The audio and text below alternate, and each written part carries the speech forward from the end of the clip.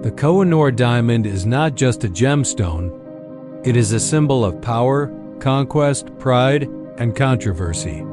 For centuries, it has been connected to kings and empires, to victories and betrayals, and even to the idea of a curse. Today, it sits in the British Crown Jewels, displayed in the Tower of London, admired by millions, but also demanded by many.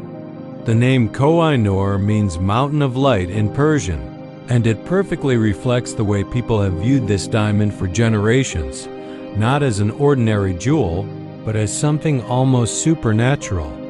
Yet, the diamond's true story is far more complex than the myths surrounding it. To understand why the Kohinoor remains one of the most famous diamonds in the world, we must trace its journey across centuries. Its history is not a simple timeline. It is a trail marked by battles, political takeovers, royal ambition, and the constant shifting of power between empires.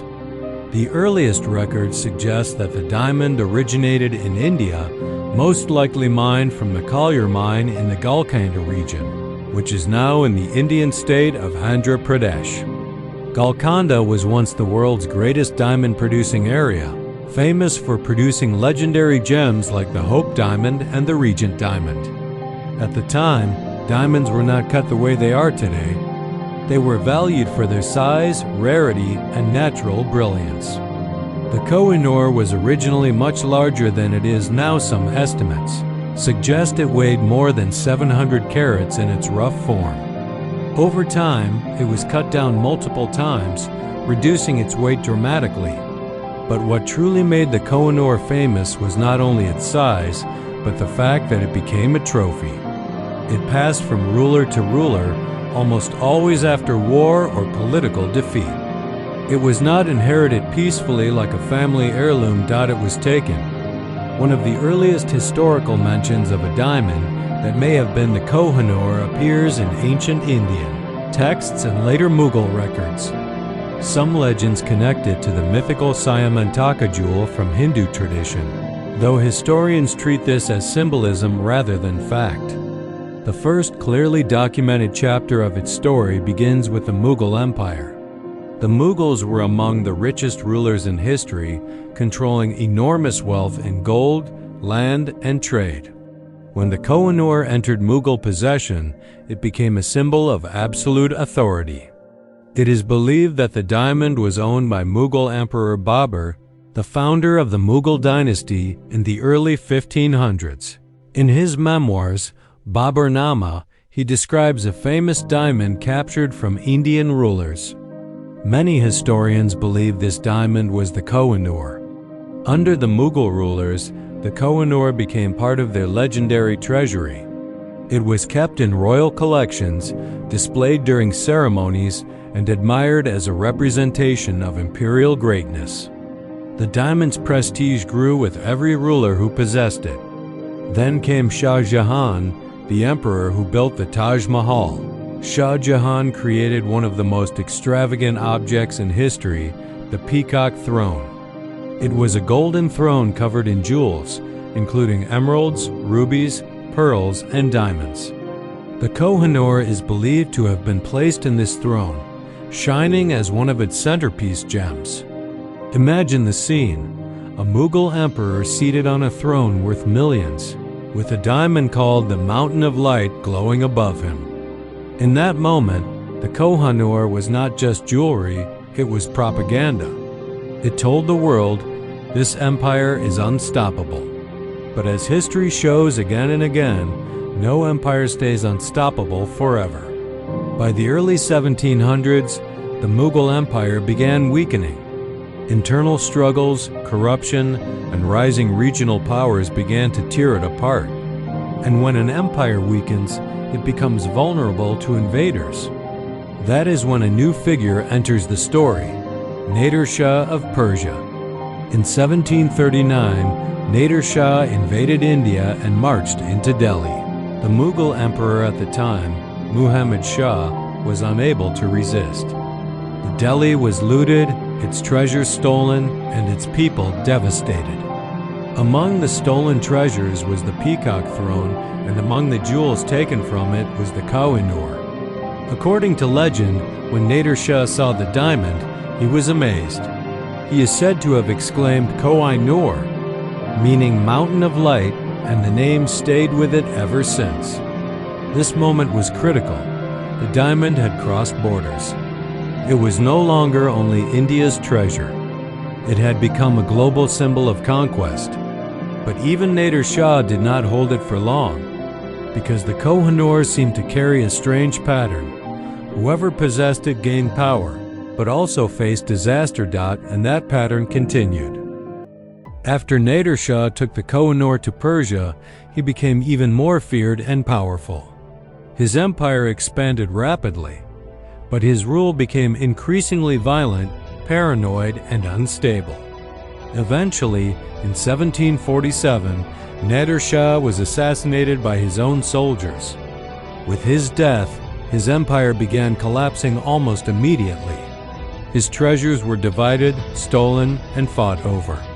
The Kohinoor fell into the hands of Ahmad Shah Durrani, a former commander of Nader Shah, who would go on to establish the Durrani Empire in Afghanistan. This is where the Kohinoor's story becomes even darker. Ahmad Shah Durrani was a strong and ambitious ruler. He used the wealth and power he gained from Persia to build a new empire. The Kohinoor became a royal possession passed down through Afghan rulers. But like before, it did not bring stability. After Ahmad Shah's death, Afghanistan faced internal conflicts. His descendants fought for the throne. Brothers betrayed brothers, and sons turned against fathers. The diamond became not just a treasure, but a political weapon. One of the most famous Afghan owners of the Kohinoor was Shah Shuja Durrani. Shah Shuja became king, but his reign was unstable. He was overthrown and forced into exile. During this time, he carried the Kohinoor with him, treating it as his last symbol of legitimacy. But exile is expensive, and power is difficult to regain without allies. Shah Shuja sought help from Maharaja Ranjit Singh, the powerful Sikh ruler of Punjab. Ranjit Singh was known as the Lion of Punjab. He was a military genius and had built one of the strongest empires in India at the time. When Shah Shuja arrived, he hoped for protection and support. Ranjit Singh offered him shelter, but the shelter came with a price. Ranjit Singh demanded the Kohinoor. At first, Shah Shuja resisted. The diamond was his identity. It was his claim to the throne. But he was trapped without power, without an army, and dependent on Ranjit Singh's support. Eventually, in 1813, Shah Shuja surrendered the Kohinoor to Maharaja Ranjit Singh. And so, after decades outside India, the Kohinoor returned to the subcontinent. Ranjit Singh was thrilled. He considered the Kohinoor a symbol of divine favor and political strength. He displayed it proudly and treated it as one of his greatest possessions. Under Sikh rule, the diamond became associated with the wealth and power of Punjab. However, Ranjit Singh was also aware of the diamond's bloody history. Some accounts suggest he believed the Kohinoor carried misfortune. Despite that, he kept it close. When Ranjit Singh died in 1839, chaos erupted again. His empire weakened quickly. His heirs fought over power.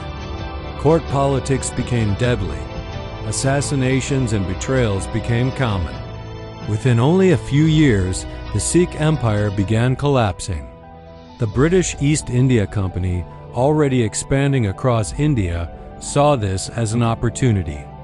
The British had long been interested in Punjab. It was strategically valuable and rich. After two major conflicts known as the Anglo-Sikh Wars, the British defeated the Sikh forces. In 1849, Punjab was officially annexed by the British. The Sikh ruler at the time was Maharaja Ranjit Singh, a child king. And in that annexation, one condition became famous forever. The Kohinoor Diamond was to be surrendered to the British Crown. This was not a trade. It was not a gift. It was a demand written into the Treaty of Lahore. A child king, separated from his mother and surrounded by British control, was forced to sign away one of the most valuable symbols of Indian royalty. This is why many people today describe the Kohinoor as stolen, because unlike other jewels bought or traded, the Kohinoor was taken under colonial pressure in a moment where India's sovereignty was being dismantled. In 1850, the diamond was transported to Britain under heavy security. The British treated it like a trophy of empire, proof of their dominance over India. When the Kohinoor arrived in London, it caused massive excitement. Newspapers wrote about it. People wanted to see it. It was presented as a prize of British expansion, but something unexpected happened. When the diamond was displayed at the Great Exhibition of 1851, many visitors were disappointed. They expected a blinding sparkle, but the diamond looked dull compared to modern cut gems. This was because the Kohinoor still had its older cut style, designed for candlelight, not modern lighting. So the British made a decision that changed the diamond forever. They decided to cut it again, and that decision would reduce its size permanently. In 1852, Prince Albert, the husband of Queen Victoria, ordered the Kohinoor to be recut. The goal was to make it more brilliant and attractive according to European standards. A Dutch diamond cutting company was hired, and the process was carefully planned. Cutting such a famous diamond was a risky one. Wrong move could destroy it. The cutting took weeks, and it was done under intense supervision. When it was finished, the Kohinoor's weight was reduced drastically. It went from about 186 carats to around 105.6 carats. In other words, nearly half of the diamond was lost. The British claimed the recut improved its brilliance, but critics argue it also damaged a historical artifact. The diamond was no longer the same Kohinoor that had passed through Mughal and Sikh empires. Its original identity had been altered. Queen Victoria wore the Kohinoor as a brooch. It became part of the royal image, a jewel displayed to symbolize British authority. Later, it was set into the crowns of British queens. It was placed in the crown of Queen Alexandra, then Queen Mary, and finally in the crown of Queen Elizabeth, the Queen Mother. Today, the Kohinoor remains embedded in the Queen Mother's crown, displayed in the Tower of London as part of the Crown Jewels collection. Tourists gather around it every day, staring through thick glass, seeing not only a diamond but a piece of global history. However, the Kohinoor is not simply admired, it is also contested. India has repeatedly demanded the return of the Kohinoor, arguing that it was taken unfairly during colonial rule. Pakistan has also claimed it, stating it originated from regions that are now within Pakistan. Afghanistan has also made a claim based on its period of ownership. Britain, however, has consistently refused to return it. British officials often argue that the diamond was obtained legally under the Treaty of Lahore. They claim returning it would set a precedent that could empty museums across Europe. But critics respond that legality under colonial treaties does not equal fairness, because those treaties were often forced upon defeated nations. The Kohinoor has therefore become a symbol of colonialism itself. It represents a much bigger question. Who owns history? Is ownership determined by conquest? By treaties? By purchase? Or by cultural identity? The debate is emotional because the diamond represents pride and loss at the same time. For many Indians, it is not simply a gem, it is a reminder of centuries of exploitation. And for Britain, it remains one of the most famous objects in their royal collection. Adding to its mystery is the legend of a curse.